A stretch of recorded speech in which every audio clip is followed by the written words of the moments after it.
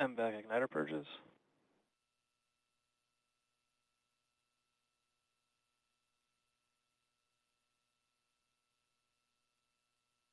Pogo bleed.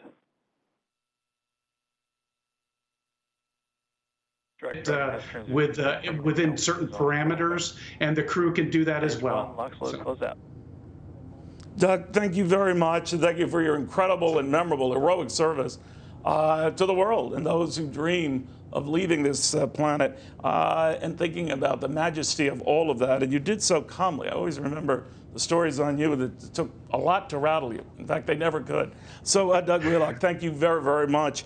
We're following a couple of things here. This is all about timing. Assuming this goes off okay in less than 2 minutes, it's all about catching up with the International Space Station that's traveling north of 17,000 miles an hour, about 249 miles over planet Earth. So that's the idea, that 19-hour catch-up to hook up with that. Let's go to NASA and Cape Canaveral and hear the countdown and the readiness as we are now about a minute away. Stage 2 lock float is closed out. Propellant fills are complete. Dragon is in auto idle.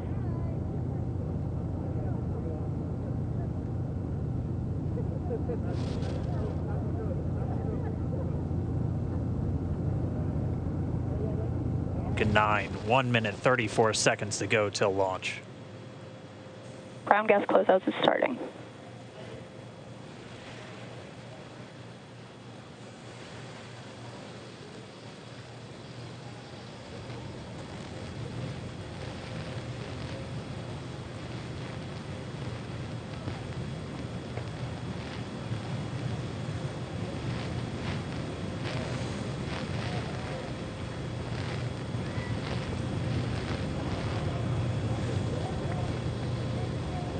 Falcon 9 is in startup. Dragon is in countdown. FTS is armed for launch. Under a minute now, the FTS, the flight termination system, has been armed. Dragon, SpaceX, go for launch. SpaceX Dragon, we're go for launch. Let's light this candle.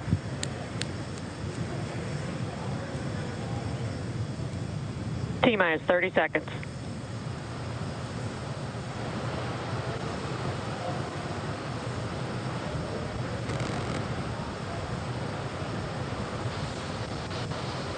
Stage 1 tanks pressing for flight. T-minus 15 seconds. 10, 9, 8, 7, 6, 5, 4, 3, 2, 1, 0. Ignition. Liftoff of the Falcon 9 and Crew Dragon. Go NASA. Go SpaceX. Godspeed, Bob and Doug. America has launched. And so rises a new era of American spaceflight, and with it the ambitions of a new generation continuing the dream. 20 seconds into flight, stage 1 propulsion is nominal.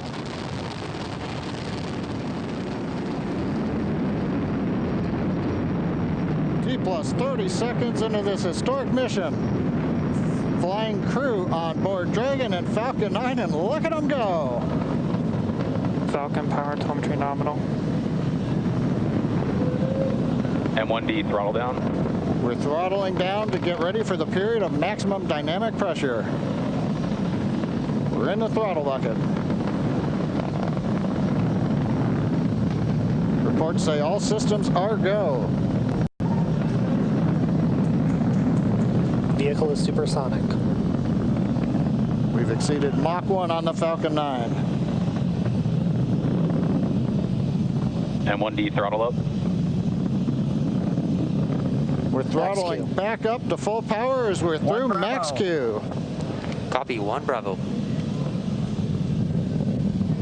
And we heard that 1 Bravo call out. That's just the second abort zone that they're in. They'll continue to be on this until the first stage has done its job and they switch over to the second. At this point, Bob and Doug pulling about 2.3 Gs, 2.3 times the Earth's gravity, already moving at over 1,500 miles per hour. We We've heard the call out for MVAC engine chill. That's getting the MVAC engine ready to light. That'll come at about 2:44 into flight. Right now, everything continuing to look good. Next major event coming up is going to be the triple. We'll have main engine cutoff of the 9 first stage engines, stage separation, and then ignition of the second stage engine to continue to carry astronauts into orbit. Coming up in about 20 seconds.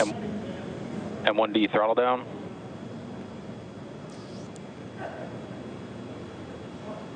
We heard we're throttling down the Merlin engines on the first stage.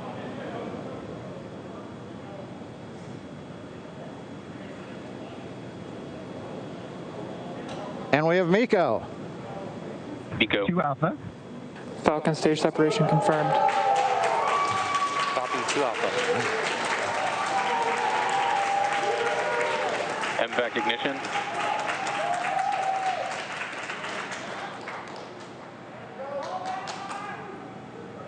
All right, we have stage separation confirmed. The first stage beginning its flight back. The second stage, being powered by that single Merlin 1D vacuum engine, has ignited and is now carrying Bob and Doug into orbit. So they're going to continue under the power of this second stage. Stage 2 propulsion is nominal. Which will cut off at SECO, or second engine cutoff, at about 8 minutes and 44 seconds into today's flight. So a little over 5 minutes to go still on this second stage. You heard the call out 2 Alpha, so they're now in the longest abort zone that carries them all the way from about North Carolina up the eastern seaboard almost to Canada. Things looking good though, getting good call outs, nominal propulsion on that second stage. Bob and Doug continuing to make their way into orbit.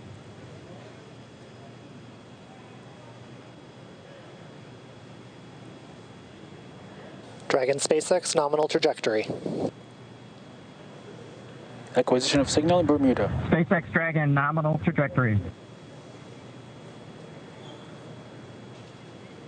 All right, here in nominal trajectory, so Dragon pointed in the right direction, continuing to make their flight uphill.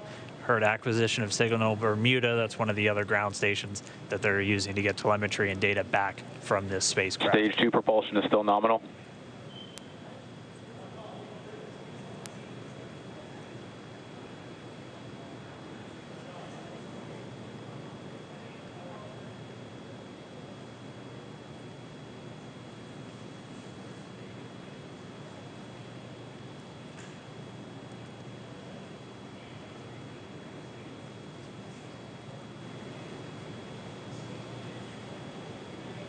A little over 4 minutes, 40 seconds into the flight.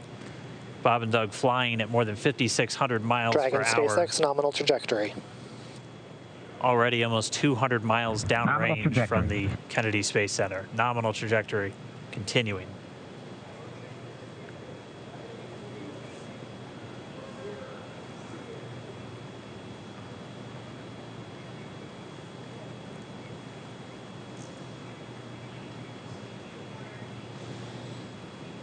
And while they continue uphill, looks like we are getting a view of the first stage as well. Yep, on your right screen, you can see that first stage with the grid fins deployed. It's making its way back to attempt to land on our drone ship, Of Course I Still Love You, today. And we're just about a couple minutes away from the entry burn, and that's where 3 of the 9 Merlin engines do ignite to help slow the vehicle down as it re-enters back into the Earth's atmosphere. And then after the entry burn will be the landing burn, which is just a single engine Dragon burn. SpaceX nominal trajectory. And you heard nominal starting chill for entry burn. There's that call out. They are still on a nominal trajectory on Dragon, still on second stage, and that's that MVAC engine on second stage on your left screen.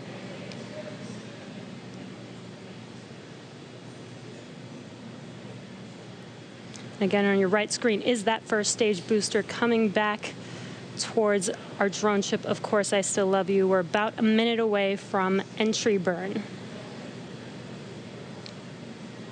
Meanwhile, that second stage continuing to power Dragon into orbit. Again, if you're keeping an eye on that timer, that's going to continue to burn until 8 minutes and 44 seconds into flight. So a little over 2 minutes from now, we'll hear the call out SECO. It'll then be a little Stage under, 2 propulsion a little is still over good. a little over 3 minutes until Dragon physically separates from the second stage of the Falcon 9 after the upper Dragon stage gets a SpaceX chance. nominal trajectory. Dragon copies, nominal trajectory.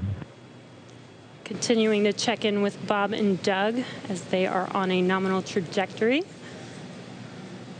Just about 10 seconds away from that first stage, starting that entry burn on your right screen. We should be able to see that view live. Stage 1 entry burn startup.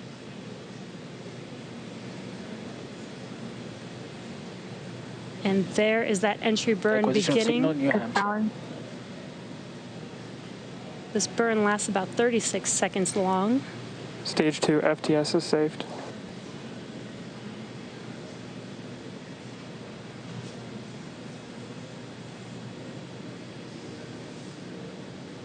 While that entry burn continues, we're just about a minute away from SECO. We'll have a number of events all happen in rapid succession.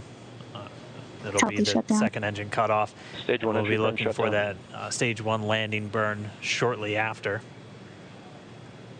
Yeah, actually, just within a few seconds of each other. It's such a cool view on your left screen, seeing Bob and Doug on Dragon. Right now you can see the displays that they are seeing right now themselves. Terminal guidance. MVAC throttle step. We are coming up 25 seconds or so away from SECO, or second engine cutoff. This is also the point where Bob and Doug are experiencing their highest G-force. We're seeing the counter tick up to right about 1.8. Copy, Shannon. You heard Shannon, so that just means they're in their final abort zones. If they were to abort at this point, it would either be an abort to orbit or to land off the coast of Ireland. Standing by for second Stage 1 landing cutoff startup. confirmation. MVAC throttle step. MVAC shutdown. Stage 1 landing layer. Confirmation of SECO's second engine cutoff. Now we are waiting for our first stage to make its way to our drone ship. Of course, I still love you. Dragon SpaceX nominal orbital insertion. Launch escape confirmation system is nominal Dragon orbital copies, insertion. nominal orbital Stage 1 landing leg insertion. deploy. And what you're seeing on your screen is a live view of our drone ship. I just want to explain something that you're hearing. You hear a lot about, of course, I still love you. This is the drone ship that is going to be responsible for retrieving the first stage that will jettison into the Atlantic. These are reusable. Remember, these boosters or stages are reusable. 2 different drone ships will be picking them up. So when you hear that, it's not a country love song. It's really a way and a means by which they reuse these devices when they come back down to Earth before they just fall into the ocean and you start from scratch. Elon Musk and SpaceX have found ways to keep reusing them, dramatically cutting the cost of space travel, as well as the cost of this travel. Let's go back. Good orbital insertion, so that means Falcon 9 and Dragon right now exactly where they're supposed to be. And we need a FRC on recovery 1. And it's right at about 12 minutes when Dragon will separate. Looks like we saw a 0G indicator floating around there. I know Bob and Doug owe us a little bit about what exactly that is that they brought up with them.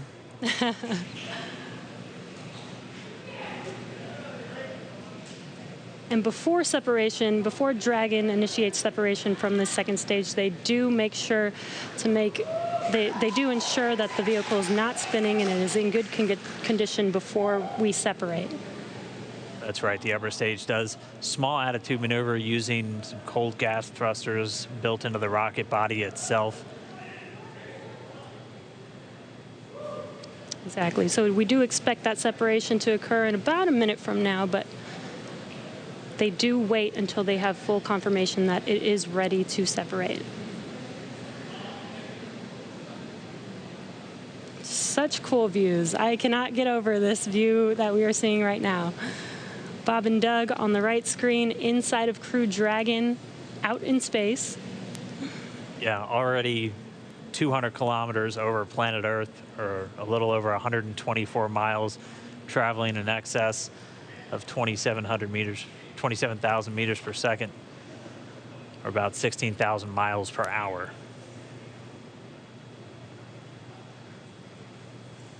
So again, we're just standing by. That separation event should be coming up shortly. Then they'll begin a series of checks on the Draco thrusters that are going to be used to maneuver and then power Dragon on its flight to the International Space Station. Standing by for separation. Expected loss of signal, Wallops. It sounds like we had an expected LOS loss of signal with one of the ground stations. Waiting for confirmation now of that. Dragon separation confirmed. Dragon separation confirmed. There is a great view right in front of you of Dragon separating. Separation confirmed. And there's that call out. Dragon is now officially making its way to the International Space Station. There is a great breath of relief right now. Crew Dragon is now in space. It is now on its own. And by the way, it's not Dragon.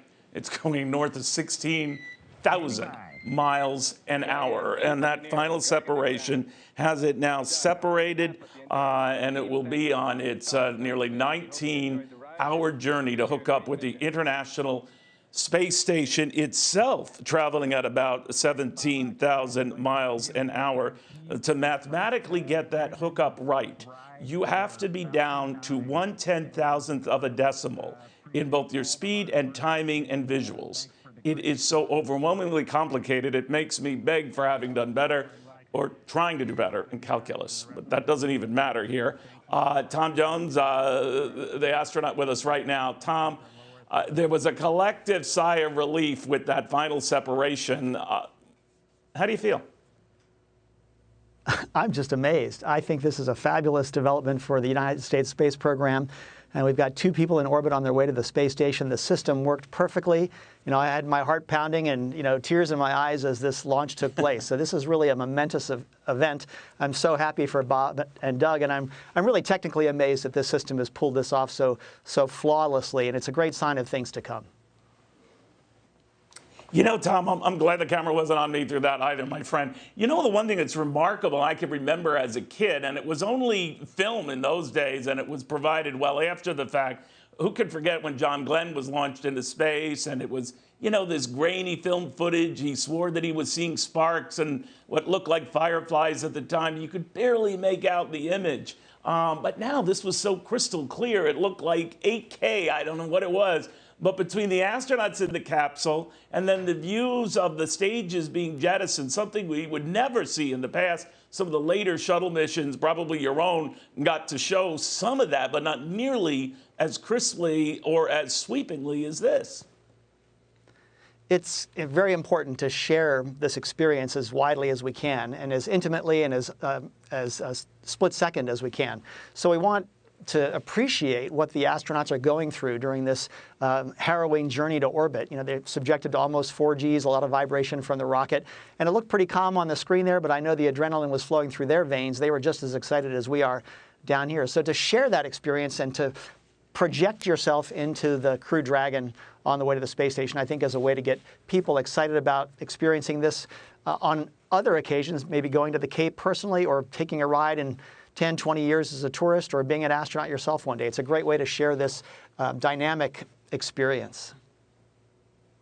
You know, it's one thing to go through the pressure, talking about pressure, 4G on the body, but then to know, you know, billions of people are watching you on live TV as you do so. Are you cognizant of that when you're in that position? It's one thing to say, oh, I'm fine, I'm fine. Wait a minute, the whole world's watching. Yeah, well, we used to have a joke in the astronaut office, which was, you know, it's great that they can watch me on TV. Uh-oh, they can watch me on TV. So you can get help, but you can also get embarrassed. Well, there was nothing embarrassing about you, young man. I want to bring Doug Wheelock into this, also like Tom, no stranger to this sort of thing. This you know, 19-hour journey to get to the International Space Station, you know a thing or two about that. Timing is going to be everything. It's a race at a very incredible speed. Everything's got to be precise. Could you play out these next 19 hours?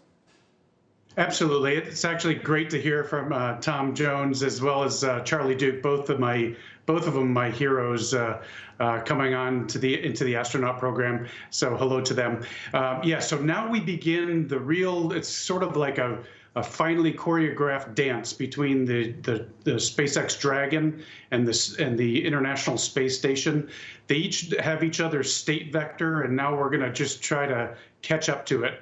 And traveling at 5 miles per second around the Earth, and we're gonna dock just like with a kiss of the 2 spaceships in space, and it's just amazing. And so there's a series of burns, correction burns, to raise our orbit, to circularize our orbit, and over the next 19 hours, we're going to be doing phasing burns, correction burns, to try to match precisely up with the International Space Station.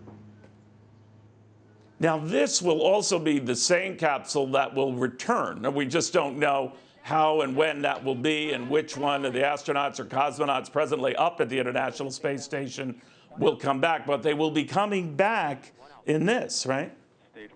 That's correct. That's correct. In fact, you know, a successful mission for us is to have Bob and Doug home safely, and we'd like to get a 30-day mission. We would, if all things are going well, we'll stay till 30 days, and then at that point, if everything's still going well, we hope to extend it out even as long as 120 days.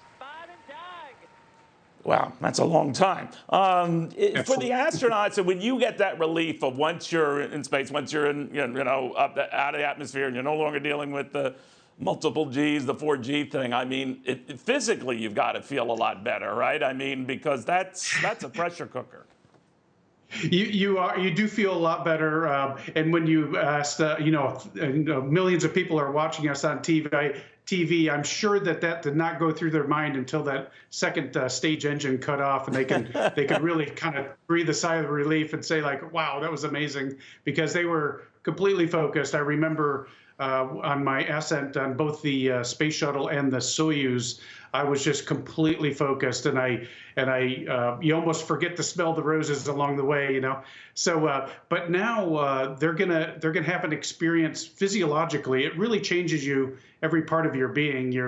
Of course, your physical, the physical things that go on that change in your physiology, in your mental state, your emotional state, and your kind of your spiritual kind of purpose-driven state. You know, it sort of rounds out all those parts of the human existence. And so it really, space changes you, not only physiologically, but in other ways as well.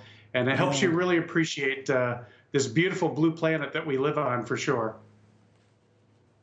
Now, that's for sure. We were showing some images of the astronauts. I didn't want you to think that aliens had taken over the ship. That was footage from earlier today. Those gentlemen and women now wearing the black suits that look almost like ninjas, they help prepare the astronauts and get them set up in the capsule. I didn't want you to think that aliens had somehow taken over the capsule here, but they are well on their way right now. And astronaut Tom Jones, on this experience that Doug was alluding to here, you've got to be relieved when at least you're at this stage, because at least the initial hard part is over. What are some of the bumps now? I don't want to, you know, be a crepe hanger here, but what are some of the things they have to prepare for ahead of what's going to be a very precise, has to be exact hookup with the International Space Station? Right. You know, you experience the launch almost as an observer. You're almost detached from your body as you watch yourself go through the acceleration, the vibrations, and you're monitoring the autopilot. So you're part of the world's greatest physics experiment for the first 8 minutes, 45 seconds here. And then when you get weightless, the starter gun goes off. That's when your mission is really starting, and you've got to perform to everybody's expectations. And so now you're getting ready to transition the ship from blast-off mode to orbital mode, switching software modes over, getting rid of getting the solar cells online to charge your batteries on board, to convert the cabin to orbit mode, get out of your spacesuits, and prepare the life support systems for orbital mode. So all of the systems checkouts occur, and that's where these test pilots are going to be at their best. The only thing I can liken it to, and you guys, you and Doug are the heroes here and the astronauts, the world of trying at an amusement park. That's my experience here, and I got plenty sick on that. So I can imagine what that pressure's got to be. But Tom, when you look at this now and what it showed private enterprise can do, working in conjunction with NASA, and this is one of the toughest feat that men can pull off, this is a very good sign, I would imagine. Well, it's going to be fantastic to have NASA engage with these two suppliers of transportation to the space station. It's a very healthy commercial sector that's being demonstrated here today. We can go on to tourism, we can go on to private research modules at the space station and independent labs in orbit, and that's a world-beating capability. Nobody else has that capability. We're now extending this innovation, to low Earth orbit. And beyond that, I can see companies like Blue Origin, SpaceX, Boeing, Sierra Nevada, all being part of our return to the moon. And they might be supplying the landers that take astronauts back to the surface in just a few years. That's a very good point. You get multiple private players there already. Jeff Bezos, he's knee-deep in this stuff. Richard Branson, so they all want a future part to play in all of that. Tom, thank you very much. I want to go to Kristin Fisher right now. Kristin, in case you didn't know, besides being a Crackerjack reporter, correspondent, anchor, she is the daughter of astronauts. You might have heard that once or twice here. I'm always fascinated by that because I remember quite well, seeing as I'm so much older than Kristin, she was called our first astrotot. But she eschewed going into space, fortunately went into journalism. The world is grateful for that. But Kristin, when I'm reading about the fact that this is going to lead to space tourism, you and I might get a second shot at this. I don't know how you feel about that, but what do you think? Neil, we could be the first journalists in space. Think about it. And boy, what a launch after all those concerns about weather. All the concerns, the scrub on Wednesday. Today they ended up getting beautiful blue skies, and now what a day for both NASA, SpaceX, and Elon Musk. What he has been able to accomplish in just a few short years.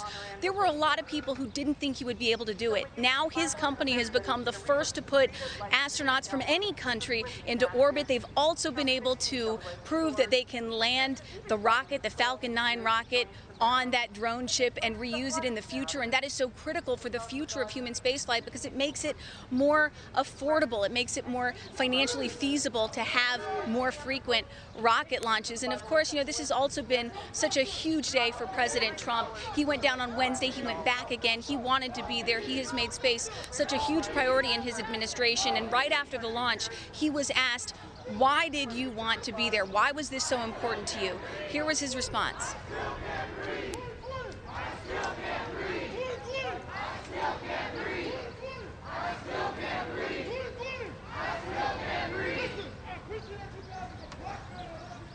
Do we have that soundbite? Right, Kristin, I don't believe we have that.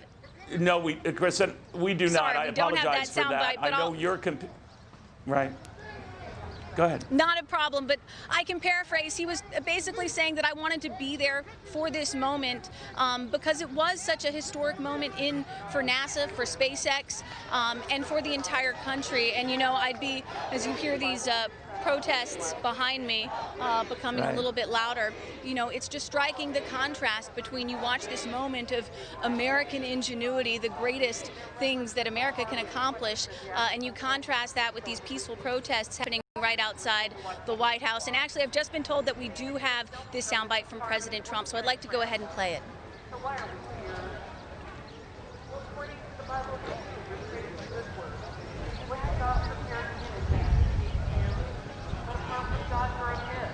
Listen, I'm very sorry about that. We do not have it here. But as Kristin said, and she is and we're going to go back to her a little bit later, she's outside the White House. She is competing with protesters there. They were there last night. It got pretty hairy last night. But as Kristin also pointed out, the backdrop is kind of interesting. In case you're getting a case of deja vu, it has happened before. Doesn't Tracy Cernan know it, the daughter of Gene Cernan, the last man to walk on the moon? Tracy, I was thinking of you ahead of this. Very honored to have you again. When your dad was up there, hopping around on the moon and trying to sing, I might point out, I stress trying to sing, he was, we were in the middle of the Vietnam War. We had just been a few years out from the 60s and assassinations and protests and riots. And yet there was this magic, this moment that showed the better part of the human species. And I remember he pondered that and said, this is all good. And looking back at the Earth, he would say, it is a beautiful place. But the backdrop was startling, and the time was startling. And I'm thinking even now, some of the same stuff, alive and well, protests in Hong Kong, protests in this country, and man conquering the stars. You must have had the same sense of deja vu. Yes, I think so. You know, he always felt bad because he was in his little bubble of the space program and the space race, and they were headed there. And his colleagues, his Navy pilots and buddies, were fighting Vietnam War, and he always had a lot of turmoil with that, feeling he should be with his crew members. But he was there doing something that was important, and the space race was what was important at that time. And once again, I really feel good about the fact that today was successful and today went well, and it looks like we are making our next big step to go back to the moon and create some excitement once again about the space program. You know, I was thinking of you too, Tracy. Talk about timing. We were joking with Kristin Fisher, of course, the daughter of astronauts. But even Kristin can't compare with you because your dad left your initials on the lunar surface, and I think you even have a lunar rock named after you. I would feel compelled to tell Kristin, top that. How did you manage that? Oh, I don't know. Well, I guess he was up there thinking about me in the middle of doing all his work and doing what he was supposed to do. So I guess that's pretty special. And having a rock named after me, yeah, that was pretty neat. Thanks to Mr. Bean, he's painted that picture, and we can all remember that. You're talking about Alan Bean, the Apollo 12 astronaut, and then, you know, it went into folklore, but namely the fact that your initials are carved in there, that they're not going to be moving anywhere anytime soon. Do you ever look up like your dad used to think, hey, in a way, I'm up there? Yeah, I do. A part of Daddy's up there, and I look up there every time I see that moon, thinking about him. And those initials, one day, I hope someone can come back and go back up there and take a picture and just create those memories again. But it is very special, and I guess I am the only unique one that has it up there. Well, you should be honored, and I know we thought the world of you. Tracy, I never forget your kindness at your dad's funeral, allowing me and my son, Bradley, to be there with your family. It was a very, very special moment. Your dad was a very, very special hero. Thank you very much, and thank you for what you contributed to getting people excited about space. Oh, we hope so. I hope this is the beginning again. Really do. And thank you, Neil, for always being there for Dad. Well, it's amazing. I like the way you said that. It's a beginning again. Tracy Cernan, the daughter of the last man to walk on the moon and remember what's possible. The same Gene Cernan who said, I don't care who picks up the tab as long as we get back there. He was not loath to private enterprise making money. He was